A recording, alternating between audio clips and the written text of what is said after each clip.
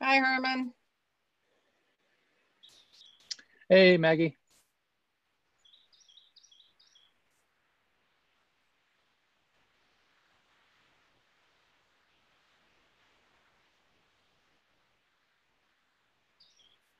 Can you see my PowerPoint?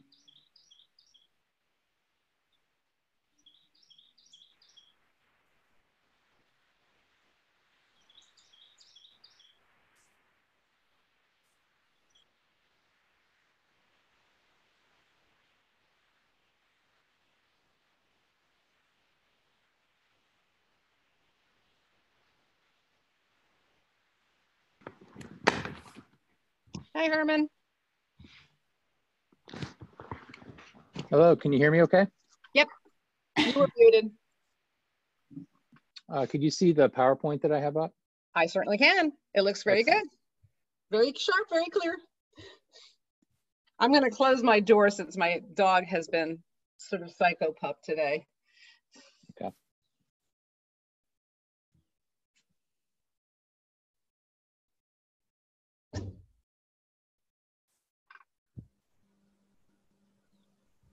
He was not feeling well earlier in the week, and he's clearly better now and making up for it.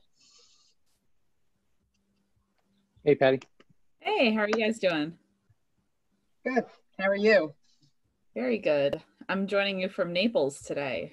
Oh, well, then you might be very, very good. we went home to I grew up in Naples, so we're here to get some much needed help from the grandparents with our son. So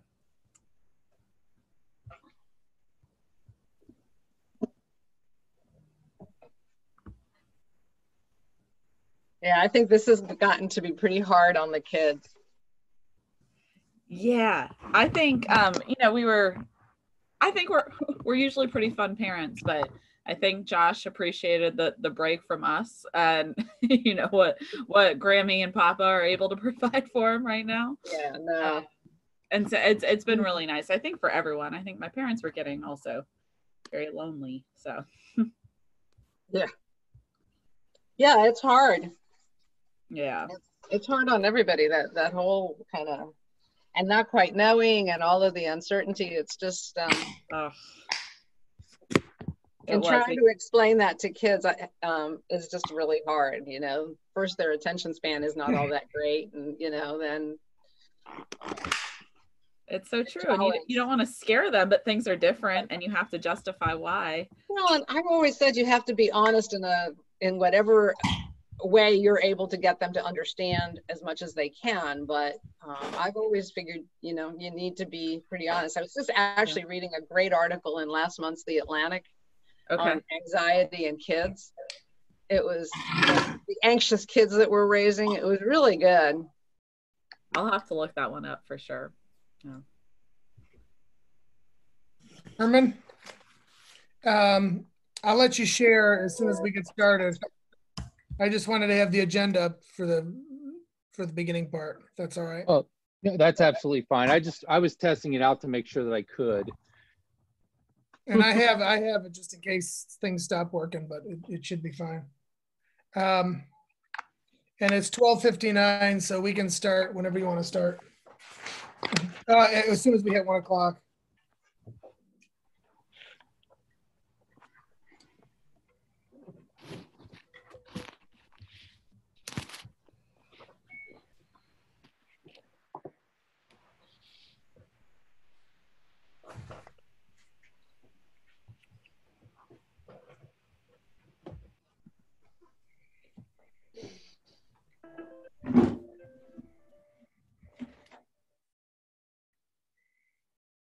All right, it's 1 o'clock. Colin, do you want to go ahead and start the roll call? Sure. For attendance. Dr. Snyder. Here. Dr. Conroy. Here. Dr. Knopf here. Dr. Hauschen is not here. Dr. Labarda. I'm here. Dr. Gurka. No, hang on. All right. Dr. Busey? No. Dr. or Patricia Carroll here. Here, no doctor. I'm with you. Doles, Mr. Roger Doles, Dr. Brown. I am here. Hello. Greetings, welcome. Feng Shui and good karma to you. Dr. Fogarty. She's not here? Okay. And Jeff Feller. I'm here. Great. So we have 8 in attendance, so we have a quorum. Excellent. I think the first item on the agenda is approval of the minutes for our recent meeting, as well as the special meeting that was convened by Dr. Houchin. Yes. And there was a lot of information, by the way, in those packets. So we just need a motion to approve. I move we approve the minutes of the 2 meetings, the one on April 24th and the one on April 29th. I second that. Naima Brown. Okay, all in favor? Aye. Aye. Aye. Aye. Aye. Any opposed?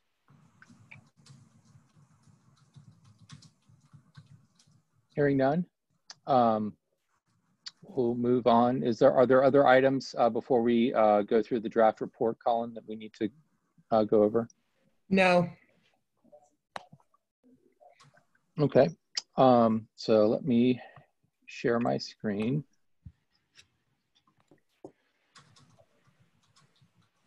And Colin, you have to stop sharing so that I can share. Okay, stopped. Excellent.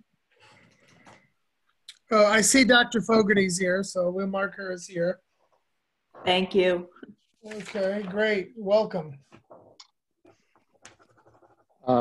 What I'm about to go through with you guys is a initial draft of what we might share with the Children's Trust Board that tries to capture best what we've accomplished thus far in preparation for their meeting on, I believe it's the 18th. Is that correct, Colin?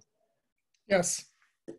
And so I've pulled together as much data and that I've been able to get access to from the indicators lists that we've provided, as well as identified the data agenda or the data that we would like to have access to. And, we'll go through that, but also, and I'm not sure if we want to talk about this at the top of this or at the end, I went ahead and put it at the end of the PowerPoint, that as I was working to access some additional data points that you guys had requested, I found some ready-made reports that are produced by the Department of Health that were remarkably similar in the kinds of indicators that they were reporting on to the kinds of indicators that we had identified. But there were some differences in indicators, as well as some additional information where they indicated performance levels based on the quartile of where we fell within the state, either the top 25%, either all the way down to the bottom quartile or the bottom 25%. That we could also look at to see if that might be a presentation format that might be easier for the board to use to identify which results areas they might want to focus in on. And at the beginning, I have just the charge that was issued to us by the board and signed by Lee once he was officially nominated as the chair, that identifies that the Technical Advisory Committee is charged with helping to inform the Children's Trust of Alachua County's future strengths and needs assessment for kids ages birth to 18 by synthesizing existing reports to identify existing data and information that can and should be used in identifying community strengths and needs. And important areas currently lacking comprehensive information that need additional data. In consultation with the executive director, the committee will prepare a short report of key findings regarding child and family well-being, drawn from the synthesis of existing county focus reports, and provide recommendations to the Children's Trust of Alachua County regarding additional data and community perspectives that should be included in future data collection for community strengths and needs assessments. And I have a listing of committee members. I know that May Quinn has recently resigned from the committee, but she has been present and contributing to most of our meetings up until today, and thought it appropriate to keep her on this list. However, I will certainly go with the discretion of the rest of the group. I think that's the right call. Agree. Okay. All right. And then also want to acknowledge the additional support that we've gotten from Colin, Cindy Bishop, who's a county staff member, as well as Maya Schreiber, who's a graduate student here at the University of Florida that's really done extensive work behind the scenes to help us access data and format some of the information and reports that we'll be sharing with the group. And then want to just provide a brief review of some language and thinking relating to results-based accountability that Colin shared with us early on after he was hired by the trust to serve as the executive director, that helped to highlight what our real charge here, which is to identify results that the trust should be focused on, and then identify indicators that would help us to determine whether or not we are achieving the results that we've identified for the community. And then a reminder of how we're using language, and that result, an outcome or a goal is a population condition of well-being in plain language, and then the indicator or benchmarks are measures that quantify progress towards that result. And as we go through each of the indicators that we have data for on the report, I would like to hear from you guys if these are really high-level indicators that should be helping us to determine whether or not we're achieving our results, or if these might be more specific kinds of measures that would be considered more related to helping us tell the story behind the data to inform a deeper understanding of how things are playing out for kids and families in Alachua County. And just a brief, yep. Can I make a suggestion, if you can, Please. to do this as a slideshow? I'm just having some trouble seeing it from time to time. Do you know how to do that? I think that does it. Great. Yeah, thank you. Yep. And then we have, the group is engaged in bi-monthly meetings to discuss and identify meaningful indicators that can be used by the Children's Trust Board of Directors to understand the overall well-being of children and families in Alachua County. And there's a typo there after understand. It should be the and not that. The results areas that the group identified were these 5. I've highlighted all children are connecting and contributing to the community in orange, because right now we don't have any indicators for which we have data. We have only identified data needs in that category and area. For the other remaining 4 areas, we do have indicators and data to share with the board. And the first is a listing of the indicators that fall within this first category of all children are born healthy and remain healthy. And then the next series of slides will actually present the data that we've been able to access related to these indicators. And then we'll close with a listing of indicators that were data that we would like to have, but we currently do not.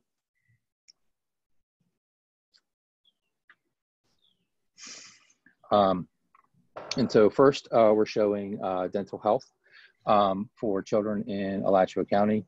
I've included all of the indicators that were sent to us by Scott Tamar over at the dental school, and email communication with us He indicated that untreated cavities, if we were to select a single indicator for dental health, might be our better metric to use. But I think that some of these other indicators are also important indicators of the extent to which kids have access and are, I guess, have decent dental health. Just as clarification, Carrie's experience is a term used with the, I guess, within the dental community to indicate prior experience with cavities that have either been treated or untreated. So it's an indicator that the child had not had preventative treatment in their dental care. And then the other no obvious problems were, that's a good thing. And then children that have need dental care, urgent needs, and then sealants, of course, is prevention, preventative strategies. And here we're showing these, and most of the data I'm presenting are going to be showing by year so that we can see fluctuations from year to year. This assessment is done by the dental school annually among third graders.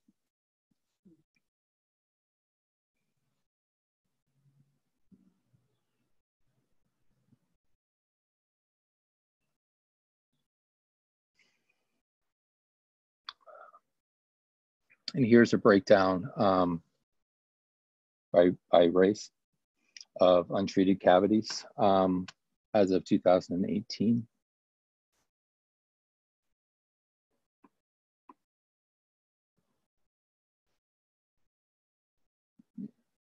And we did not have the denominator for the number of kids that were seen, so that we were not able to calculate a proportion of kids that fall into these categories. And so we're reporting just this year, just the actual counts of kids. And as we see, when we're looking at just counts, we see that the volume of untreated cavities among white, non-Hispanic children and Black or African-American non-Hispanic children are pretty similar. If we were to be able to calculate this, have the denominator for each of these to calculate a percentage, I suspect that we would see some greater disparity show up because in most of our other data, the number of white non-Hispanic children in Alachua County tends to be pretty significantly larger than the population of Black or African-American children in Alachua County.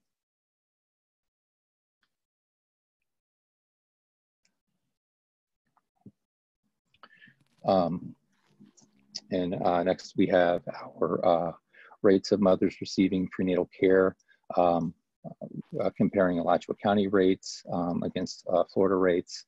And as you can see, we are well above the Florida rate in mothers that are receiving prenatal care, where we are, close to 99% of mothers that are being identified as having received prenatal care, and the Florida rates are lower, but you have to pay attention to the sidebar here, and then it automatically scaled, and I haven't gone into to kind of fix that. It's really a 1 percentage point difference between our Florida rate and our Alachua County rates.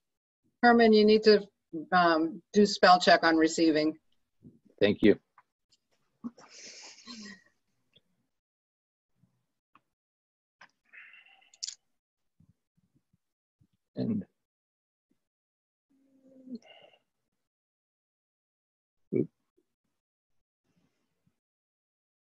And I can't read the title now on the screen, so let me end the show for a second.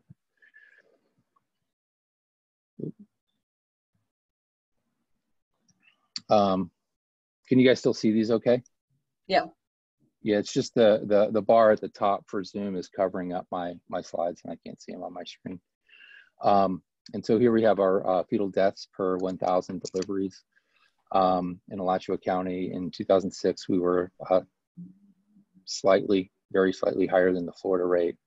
And then as we moved into 2017 and 2018, we are lower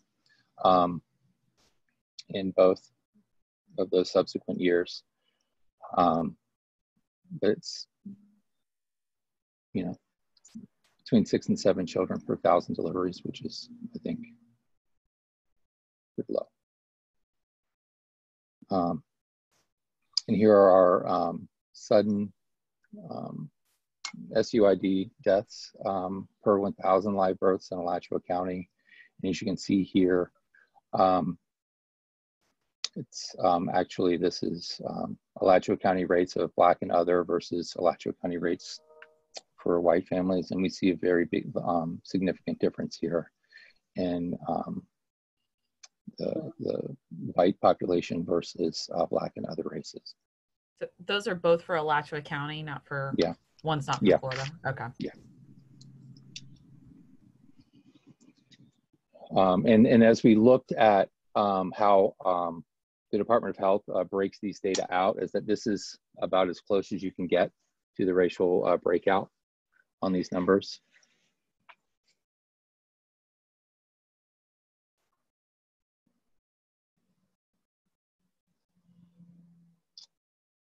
And this is Alachua County versus Florida. And we are higher.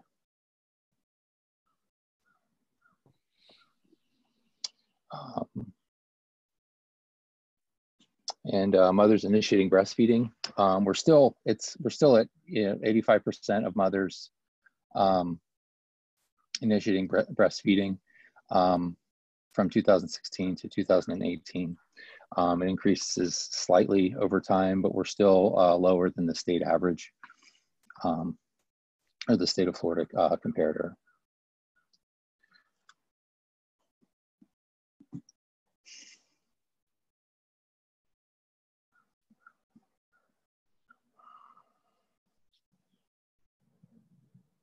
Healthy birth weight. And so this is one that the group was wanting to report on the positive outcome as opposed to the negative outcome. And so that we move from, in 2016, we were just under 90% in Alachua County of children above the 2,500 grams. Down to 2018, we dropped to 88%. Which is, I think, certainly justifies the continued support in providing prenatal services. But considering in Alachua County that virtually all, our 99% of our mothers have prenatal care, it might be worth digging into this one a little bit deeper to understand what kinds of prenatal services mothers are participating in and whether or not they're adequate. Particularly for this group of mothers who whose babies are born at less than 2,500 grams. And then Alachua County comparing healthy birth weight for white and Black versus other. You see there's a pretty sizable gap in the proportions.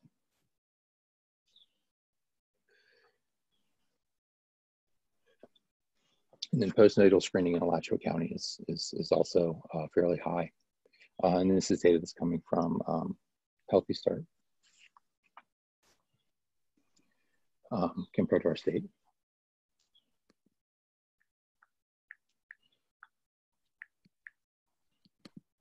Yeah, Pat, I see your comment and I agree. I put these together quickly, as you guys can see, with typos and various things, but I think that we should just have the scale be 0 to 100 to be consistent across all the slides so that it's easier for folks to detect when differences are pronounced and when they're not.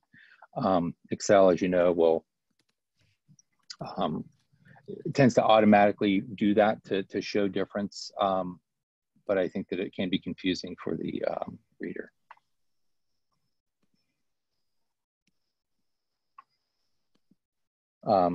Here's a listing of data that the group over this meeting notes that we've reviewed, as well as other documents that folks have submitted. These are all indicators that folks had interest in.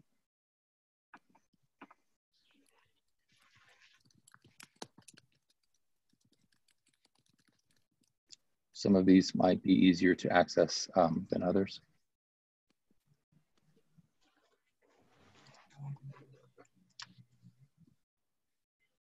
And we can actually, incidentally, I think that we can pick up a few of these if we look at the county community profile reports by Department of Health that I'll share with you guys in just a few minutes.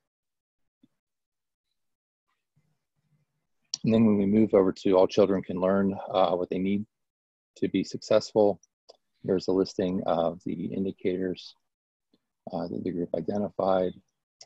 First, we wanted to understand the enrollment or the volume of enrollment in various programs. And from our State Office of Early Learning report from the 2018-19 fiscal year, we see that there were 1,745 children in Alachua County enrolled in the school readiness program, which is our child care subsidy program in Florida. And there were 1,737 children enrolled in the Florida VPK program. We also had interest in looking at access to early care and education services. So these are maps that my team has generated for work that we do for the Office of Early Learning that looks at the extent to which families who are using school readiness services are enrolling in high quality services when they're available, and the overall infrastructure of high quality services by zip code throughout Alachua County. If we look at this, the dark green areas indicate areas where families are enrolling in high quality care when it's available to them. And we have adequate infrastructure to serve additional school readiness kids within those zip codes. The lighter green area shows that while we have adequate infrastructure to serve school readiness kids within these zip codes, parents are not using it. They're not enrolling in high quality services in these areas. This yellowish color shows areas where families are enrolling in high quality care and at a high rate, despite the fact that infrastructure is low, and so that we do not have adequate infrastructure in the area to serve all of the kids who are trying to enroll in services. But despite that fact, parent preferences are being revealed in enrollment in high quality services. And then in the dark orange or reddish areas, both selection, parent enrollment in high quality services and the infrastructure of high quality services are low. The heat map that you see above the zip code layer is the clustering of children who are participating in the school readiness program by their home residence. And so that this shows us where children live who are using school readiness services. The yellowish areas are less densely populated than the dark pink areas. And then the areas that are transparent or clear have very few children, if any, who are participating in the school readiness program in those areas. So as we look at the map, we see that this geographic area up here could benefit from additional infrastructure, as well as the areas that are red to the east side and south of Alachua County, as well as right here just to the west of the center. We've also gone a step further and plotted where the child care providers are located in Alachua County and coded them by their quality level and whether or not they're participating in the school readiness program. The black dots on the map indicate that it's not a high quality provider, but they are contracted to provide school readiness services. The blue dots on the map indicate that it is a high quality provider, and that they are contracted to provide school readiness services. And then the pink dots on the map indicate providers that are accredited or providing high quality services, but they are not contracted to provide school readiness services. It's important to note that these maps are based on data from June of 2018. And our team will continue to update these maps as we get additional data from the Office of Early Learning. And more importantly, in response to the COVID-19 impact on childcare accessibility and availability, our team is using data that are being collected by the Early Learning Coalition to track provider closure rates. throughout the county, well, actually throughout the state, and are calculating our infrastructure, recalculating our infrastructure by day throughout the epidemic to be able to identify providers that have been closed for a long period of time, but also identify areas where infrastructure is likely to be negatively impacted by extended closure or low enrollment of children throughout the county.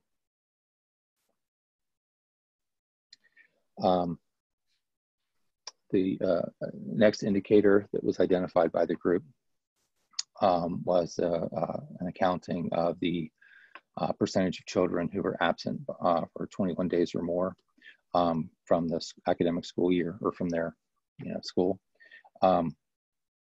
Here we're showing 15-16, 16-17, and 17-18. And we had a low of just above 6% of enrolled students absent 21 days or more in 2016 or 17. But then that number's gone back up in 2017-18. The next series of slides go over our ELA FSA scores for English in 3rd grade, 8th grade, and 10th grade that highlight differences in performance among different racial groups among kids in Alachua County. And as we look at this, most prominent disparities that we see are between the Asian students or the white students that have a very high proportion of kids that are above 3, as well as above 4 on the state level, on the state assessment. And then our African American or Black students are considerably lower in both level 3 and 4 across all 3 years of data that we're looking at. I don't think that this is a surprise to anyone who's been looking at these data over the past several years, that we see some significant disparities at 3rd grade, and those disparities continue to exist in 8th grade and again in 10th grade. We also looked at differences in 3rd, 8th, and 10th grade by socioeconomic status as defined by the State Department of Ed, where they identify children as either economically disadvantaged or not economically disadvantaged. And we can see also there are some pretty large differences in ELA performance at 3rd grade, 8th grade, and 10th grade, as we look at the socioeconomic status of children in Alachua County, indicating that children that are not economically disadvantaged tend to fare much better on our English language assessment. So we turn over to the mathematics assessments. We see similar patterns in performance differences at 3rd grade and at 8th grade. With, across the board, fewer kids performing at level 4 and above compared to level 3 and above. But we do see some big differences in our white population versus our African and Black population.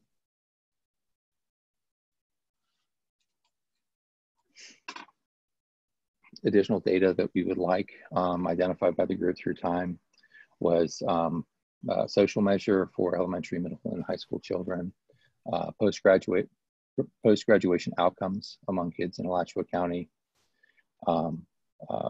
Like to investigate a community-wide implementation of the Youth Risk Behavior Survey, the Florida Tobacco Survey, and the Florida Substance Abuse Survey at private schools.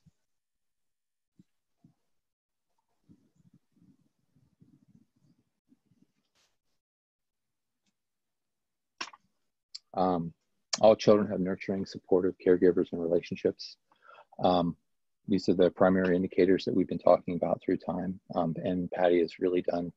I have not had the time to go through and cut and paste the visuals that Patty had put together There were 28 pages of great visuals that Patty had provided for us, and haven't been able to convert those into this PowerPoint. Based on some of the data, I was able to just create some tables based on the information that were in spreadsheets for us, to look at the number of children in out-of-home care, comparing January to December in each of these years. Number of children receiving in-home care, children experiencing verified maltreatment. And I know Sherry was wanting us to also include some data on reports, but have not gotten those data or that information to be able to include that information. I just sent that to you. Okay.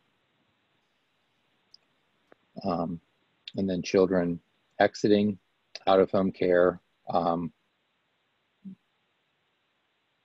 by status for each of the 3 years.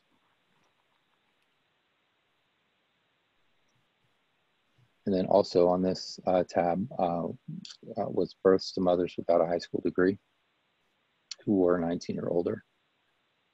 And here we look at Alachua County versus Florida percentages.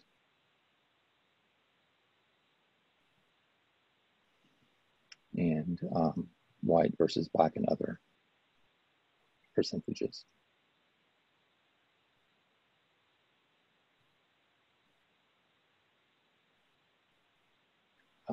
Some additional data that we'd like, children moving from in-home to out-of-home care, youth with incarcerated or court-involved parents, and the percentage of children referred for behavior problems or significant emotional distress.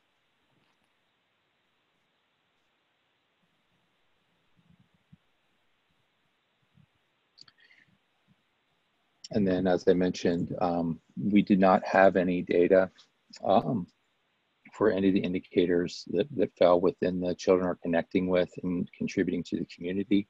But the group had identified some data that we would like that relate to teens and extracurricular and enriching activities, children with adequate, appropriate childcare, children referred for problems interacting with their peers,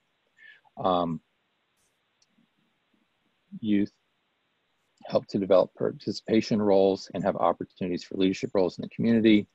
Youth have agency and ability to build new skills, and LGBTQIA youth needs and other needs associated with sexuality and gender. Herman, this is Pat. Yes. For the second one, is that talking about children over the age of 5? I believe so, yes. So that might be important to qualify it.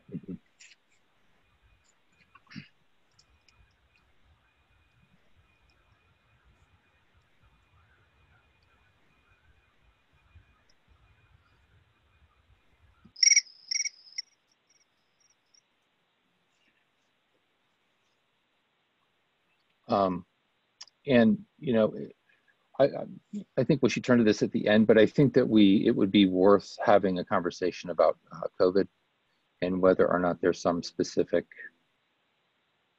comment or call we should make to the trust related to understanding how life will change for children and families as we continue to navigate our way through stay-at-home orders and gradual reopening, and what might happen to the existing infrastructure once demand starts to pick back up for services, not just care related, but many types of services.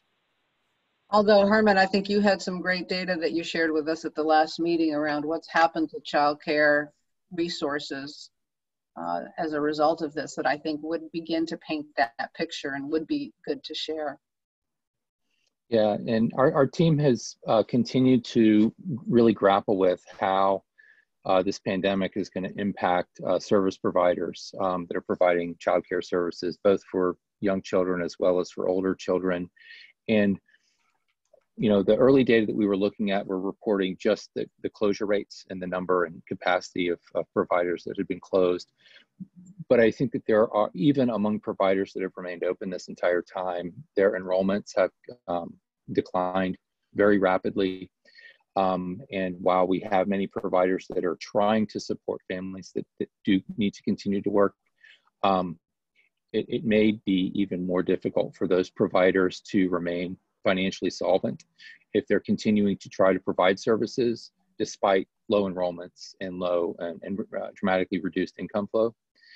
And so I have been and will continue to be on calls with folks in Tallahassee, as well as folks from communities throughout the state to see if we can come up with some better ways of measuring what this impact is really going to look like. And am in communication with the Association for Early Learning Coalitions, who is also leading some data collection efforts to communicate directly with childcare providers to understand what their operating conditions have been like and what they think they will be like in the future.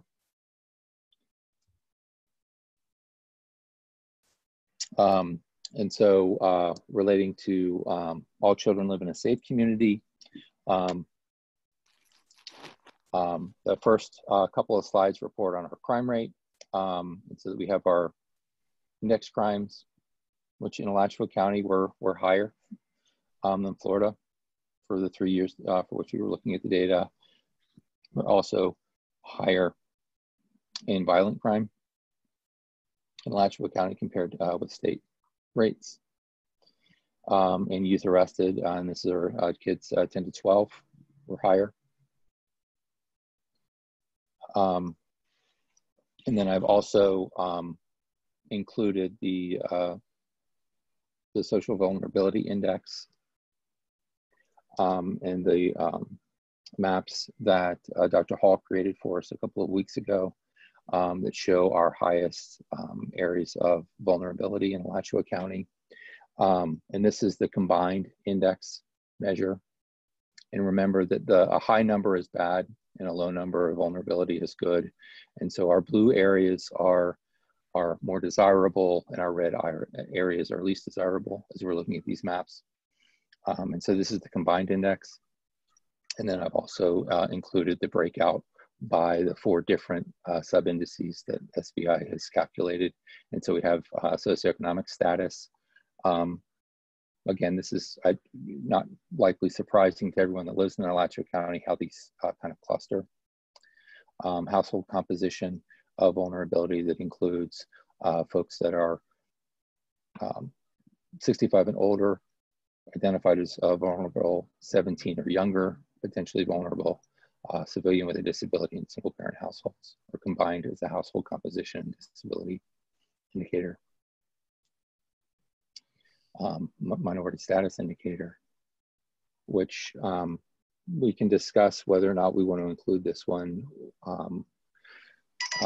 because the speak English less than well is not a good measure of vulnerability in Alachua County, considering the families that come to Alachua County that don't speak English as a primary language tend to be more often than not affiliated with the university. And it doesn't represent vulnerability the same way it might in other communities. And then housing and transportation. Where we can see I'm sorry. Is there there's no way to cross-reference that speak English less than well with socioeconomic status for this data? Because that I think would be very telling. I can ask Jackie if she could produce maps for us that take socioeconomic status and minority status together and exclude the other two to see what that looks like for us. Yeah, I think that would paint a somewhat, because you're right, you know, if you're going to be looking at university faculty who don't speak English particularly well, or not necessarily, but certainly are not going to be impaired by that economically or in any other way. I think it would be interesting to see. I know, and if you leave Alachua County and you head just a little bit west towards like Levy County, there's a lot of speak English less than well in that community that are migrant and very, very badly off in many dimensions. So I'm not sure how that plays in Alachua County, to be honest. Right, and and I think that looking at the overall index, socioeconomic status, household composition, and housing and transportation. These maps identify, with the exception of with housing and transportation, our kind of rural area of the county here is also showing a problem that is not pronounced in some of the other maps. There are some similarities in communities that would be identified as elevated vulnerability. Some additional indicators that the group has identified are the number of children that are in the adult justice system, Terry stops and walk and talks. And I still am not exactly sure what that is as far as a walk and talk and how those data are captured, but I think that it's important to explore as it may relate to SAFE or how young children and families in Alachua County are interacting with the law enforcement community. Percentage of arrested youth referred to a diversion program, and the percentage of youth or children in adequate housing, which is partially captured by this housing social vulnerability map, but it would be a slightly different metric. It might give us a better understanding of how many children throughout the county don't have access to this necessary resource. Now, if you'll indulge for a second, some profiles that I found as I was looking for some of the missing data.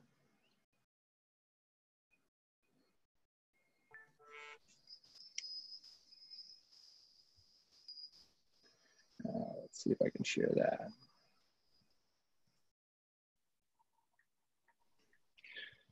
So this is a Alachua County specific product that the Florida Department of Health has prepared. And this is the child health status profile that includes many of the indicators that we've already identified, but is somewhat interactive, and then you can scroll through and select different years to look at different time points. But it also has this comparator column that identifies the quartile that Alachua County falls in compared with the other counties throughout the state, to potentially inform or identify indicators that we might want to focus on, or that the trust might want to focus on identifying ways to intervene and to support children. It has some additional indicators that we do not have in the indicators list. I was initially hoping that we might be able to find something that reduces the number of indicators, because a concern that I have with what we have right now is that we still have far too many things that we're asking the trust to contend with. And for the time today, would first like to get some guidance from the group on either indicators from what we've already selected and that we have data for and can report that we might want to reduce in the report that we share with the board, or whether we would be better served to teach the trust board how to use or to pull data from the health status profile to track over time. Because this is a document that is produced annually by the Department of Health, there's already some embedded sustainability and the ability to pull that data together and review it routinely from the trust.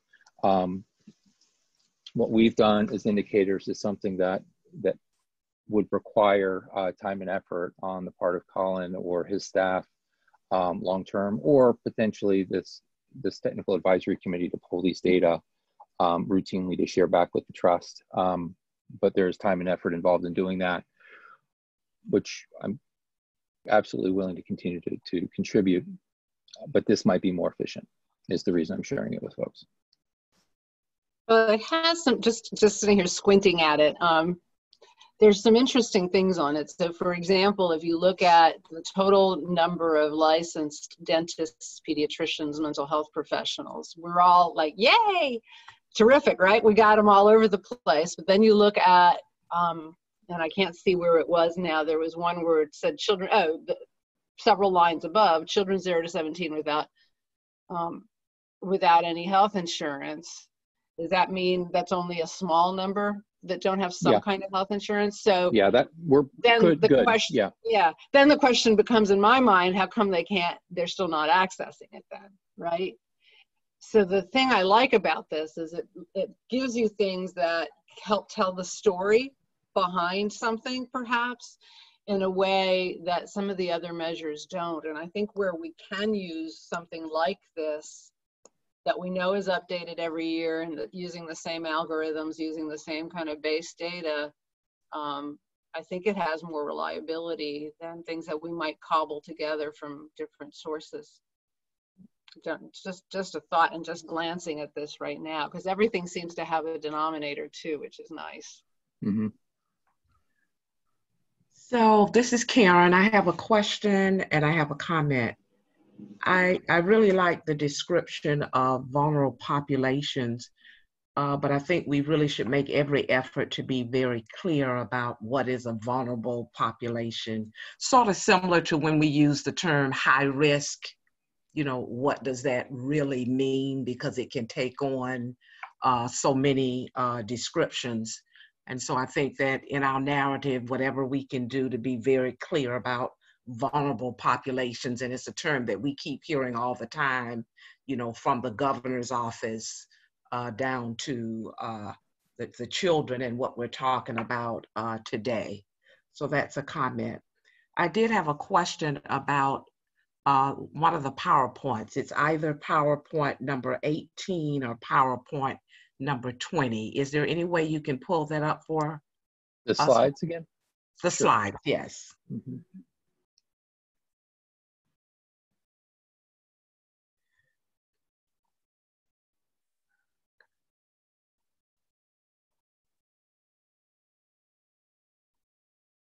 No, it's not 18. It was a narrative, so maybe it's 20.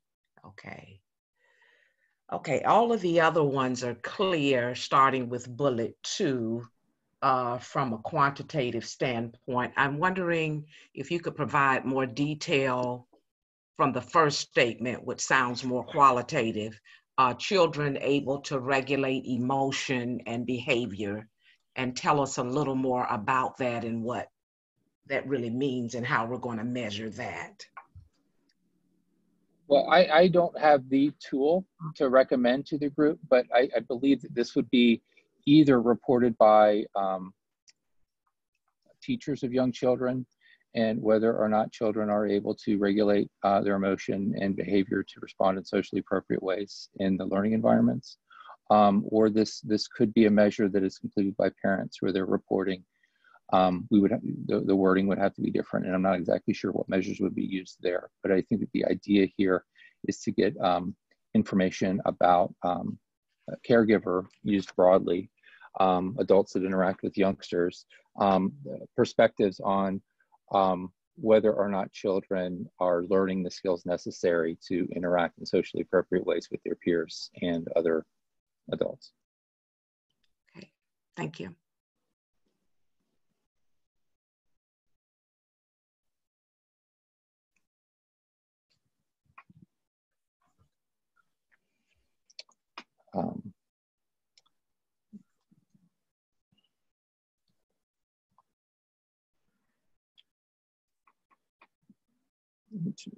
So let me pull up the other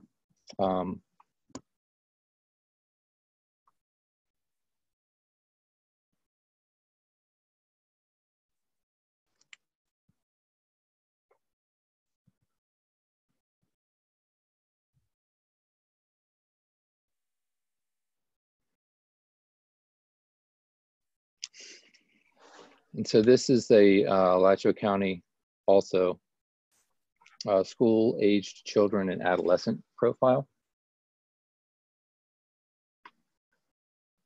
that presents a section on socio-demographic characteristics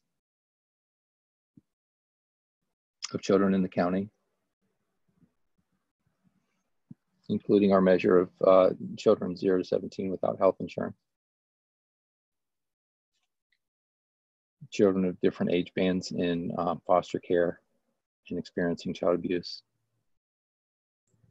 So I love the header, social emotional development, back to Karen's, and then you look at what's under it and it's not exactly. Right, right.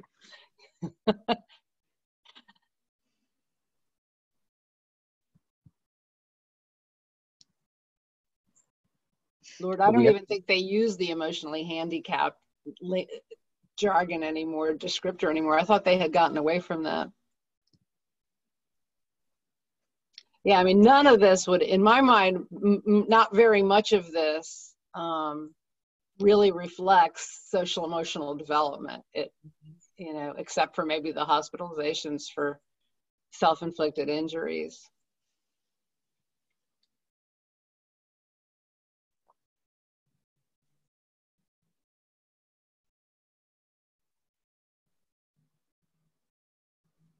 Interesting. Mm-hmm.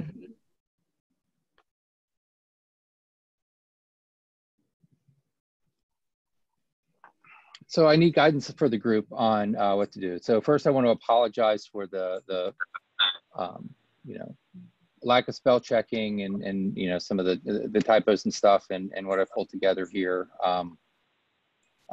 But you know, certainly need to make some refinements and would welcome any feedback and comments that you guys have to revise this. And then also, once I make those revisions, would like to get this sent out to folks early next week to get some additional individualized feedback and recommendations that we could incorporate. And whether or not this is something that we want to share with the trust yet, or maybe my presentation on the 18th will be a status update and with the commitment to submit a more final version to them after we've had another time for me to incorporate your feedback and get that out for final approval. Herman, this is Sherry Kitchens. Can you hear me? Yes. Okay.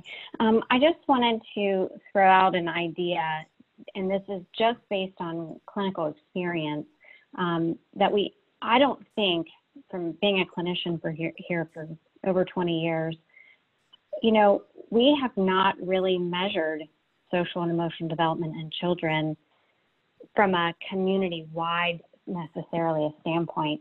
I was really excited at the last meeting to hear that idea about emotional regulation, but I don't think it's something that we have really wrapped our arms around. Is that something that we could discuss as something to start capturing that information? Because I can see that it could be incredibly valuable, because that is a major issue that we see with children that have experienced trauma. And so I wonder if we could propose it as a new data point to start developing data for, since it's not as regularly available as we wish it were.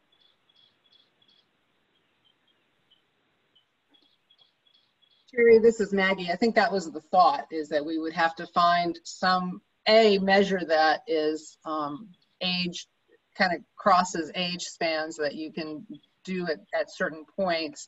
And then the question becomes exactly that. How do you measure it? Where do you capture it? You know, one place could be EPSDT screenings, where you build in something to do with social emotional development. I'm not sure that there's a standard form that's being used for that at this point. I know at one point pediatricians had sort of a structured format. It would be good to maybe reach out to some of those folks to see what they're screening for. And maybe at the Department of Pediatrics at the university to see what are they using on EPSDT, and then is that something they can help put out there? Because if we see the high rates of kids that are being screened through their pediatrician, there may be a place where you can build in a measure as part of EPSDT that is part of a well child check or whatever happens annually. Yeah, I mean, I was just thinking of schools being a really wonderful place to gather that kind of data too. I just don't know, how readily available it would be, and if you could do it in a mass quantity. But I just wanted to say I feel like that information would be incredibly valuable. It's something that we assess at the center on all of our cases, but again, that's only a very small group. Yeah, once you're talking about the kids you see or the kids that are seen in behavioral health practices in the community, it's a self-selected population that's already experiencing usually some level of issue with that. So the question is, how do you capture it just more broadly across the community? And the only thing with two concerns come up with public schools. One is it's only public schools, and it's very hard to get private schools necessarily to come on board with that kind of data collection. And we've already got one that we wanted to add, which is the youth survey. So that's one concern. And I know that in the past, any attempt to introduce these kinds of screening tools into schools have gotten the Scientology community so up in arms that they've been able to successfully kill just about any effort. Now, this last one with Marjorie Stoneman, that there wasn't even going to be a discussion. They're having to screen for suicide under certain circumstances, but it's still all it's a very self-selecting sample. It's not representative, and it's really not a very broad way of screening for that. So I agree. I think it's critical. I mean, I think that's everything I've been reading lately speaks to the need to build children's capacity for self-regulation, both behavioral and emotional. And that's all about social emotional learning and development. So we've got to figure out how to measure it. I think it's a question of where do you build it in most efficiently.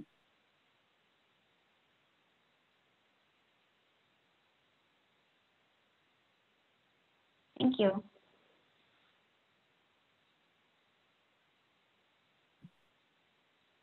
Do we have any suggestions from the committee on what we can do to move to the next stage here?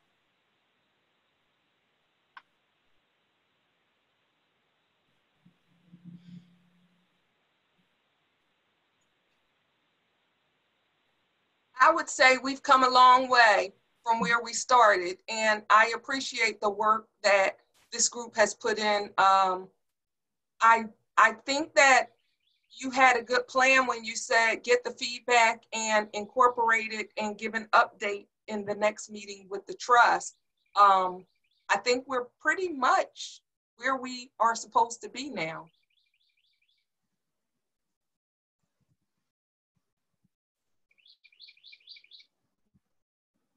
Yeah, I think put it out for us and then save the final report for when the final report is due and just give an update. I would like to actually have an opportunity to not have to squint quite so much to see the list of things that are in those 2 links you sent, because I do think there's a lot there.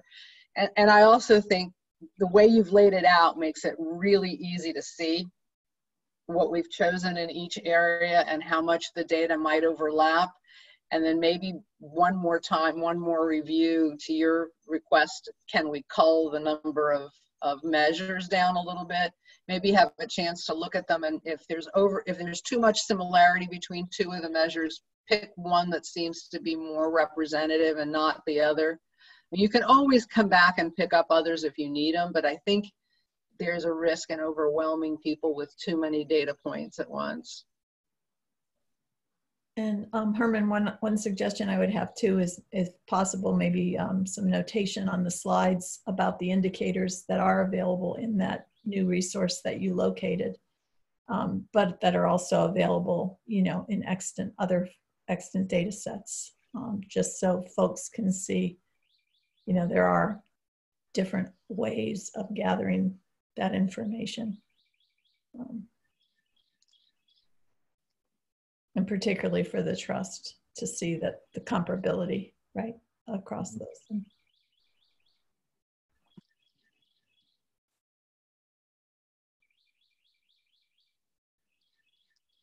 So kind of a crosswalk between our list of indicators and then what's... I think just a notation, yeah, just a asterisk in the slides that it's available in that system as well as in other systems. Just a thought.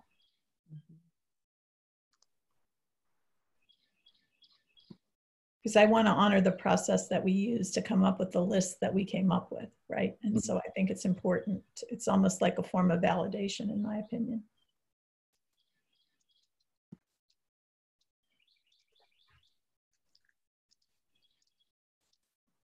Okay, so it sounds like what you guys have shared so far is that I'll go through, make these modifications to what I've shared with you today, clean it up, add some description of the variables or the indicators that we have there, and then send it out to the group for feedback. And what's the most efficient way for us to get this done, Colin? Should folks, commit to send everything to you by Wednesday or so of next week? And then I'll work on preparing that information and incorporating the feedback that we get from folks. I think that for the Children's Trust meeting, I think that it would be more appropriate for us to share a status update rather than actually go through this whole PowerPoint with them until we've gotten a final version for this group to approve formally. So I have, it's a good thing I have 3 trust members that I know of on the call. So this would be, this would be another delay.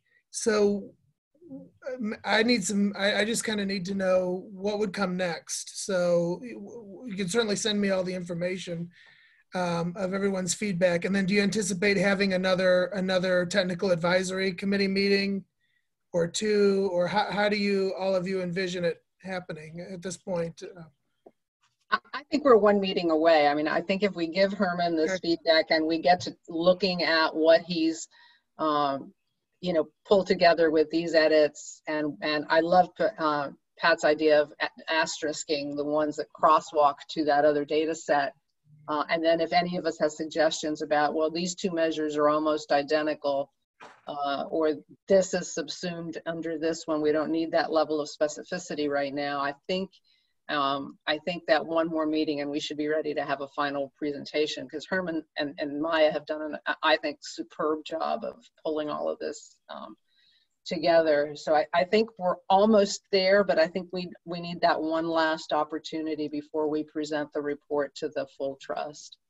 We want to make it in language that's, for example, one other suggestion I would have, Herman, is if for each of the indicators, we had a definition of the indicator, kind of a sentence or a paragraph or somewhere in between the 2, that would be good to share, because it is the result, it is a sort of more thorough description of the result we're trying to achieve.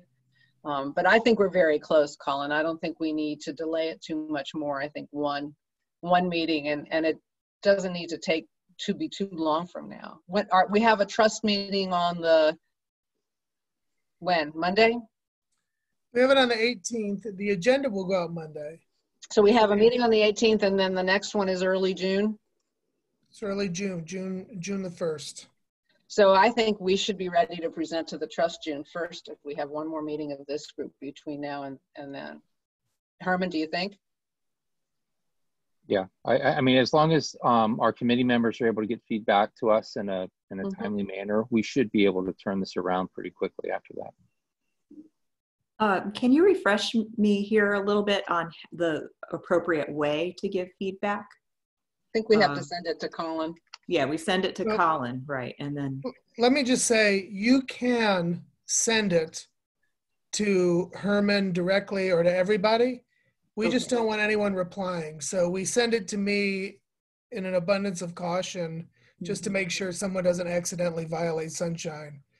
Okay. But there's nothing wrong with sending it directly to her, to everybody, just as long as everybody doesn't respond. But I'm happy to be the conduit, no problem. Or it would be okay to send to both you and Herman, for example, and go. Okay. But don't expect any feedback directly, because we don't want to. Yeah, the most you can say is got your email.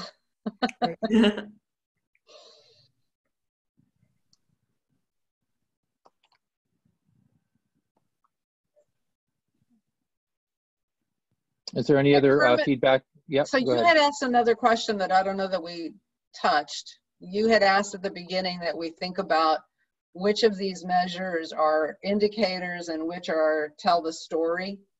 Do you want us to put them, kind of give you next to each one what we think?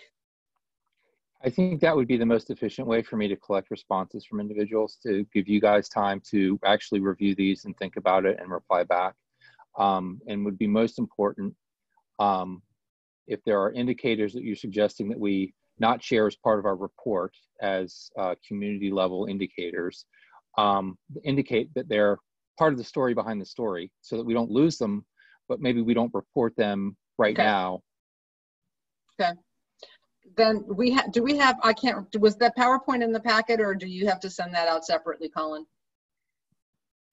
Today? I will make, the PowerPoint was not in the packet. If you could send that out, that would be the easiest way, is to actually mark that up in terms of putting those kinds of comments on there.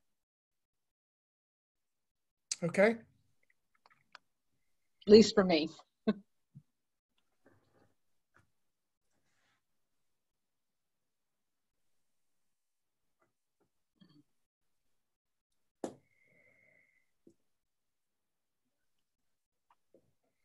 I don't see anybody else with their hand up. Or okay, so then I think what the plan is then that Colin will send this PowerPoint out to the committee, and you guys will mark it up, thrash it, give me any feedback that you have to improve it, and then send your feedback to Colin and myself, and I will collect that feedback, make revisions, and then send out the new and improved version to the group in preparation for our next meeting. Can you confirm the deadline for sending comments? Well, before we do that, when is the next meeting? Are we going to keep a 2-week schedule? Is that what everyone would prefer? That works for my schedule. Yeah, but that would be the 22nd, so yeah. Okay, so the deadline for comments then, because I try to send out the agenda a week before, would be next Friday. Okay, thank you. And I'll send that out. I'll email everybody after this with the PowerPoint, and I'll send that out. And I'm also, I guess, what I heard Dr. Labarta say, should we tell everyone that'll probably be the last meeting, or what do you suggest? Yeah, well, yeah, I think so. I think that will, a deadline, an end point is always helpful in getting people motivated to get it done. Mm-hmm. Yeah. Yeah.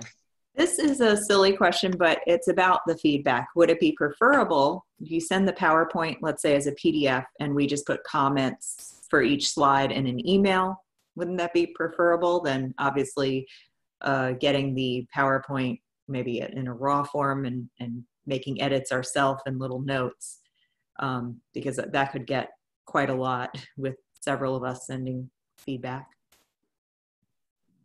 Sure. I think whatever you're comfortable with and actually getting the feedback in, we'll just tolerate it. Okay. I think that, being mindful of how you get that to us is certainly appreciated. Mm-hmm. To make it as efficient for us to incorporate your feedback. We're certainly gonna be less likely to miss things if you made it easy for us. But I really want this to be as easy for you, because it's your feedback that's most important to me. Yeah, I think sending it as a PDF is the safest way. Otherwise, if people start editing in the actual document, you'll never be able to sort what all the edits are. So yeah, I'd say send it out as a PDF.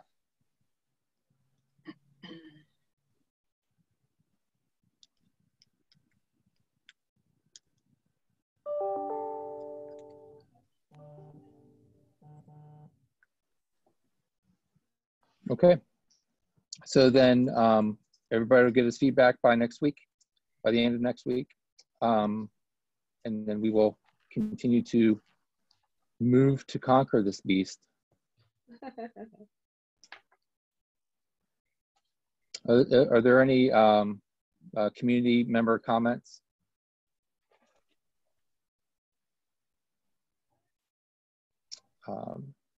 Seeing none, I'd entertain a motion to adjourn. So moved. There you are, Jeff. Do you have a second? Second. All in favor? Aye. Aye. All right, it is 2:11 and we are officially adjourned.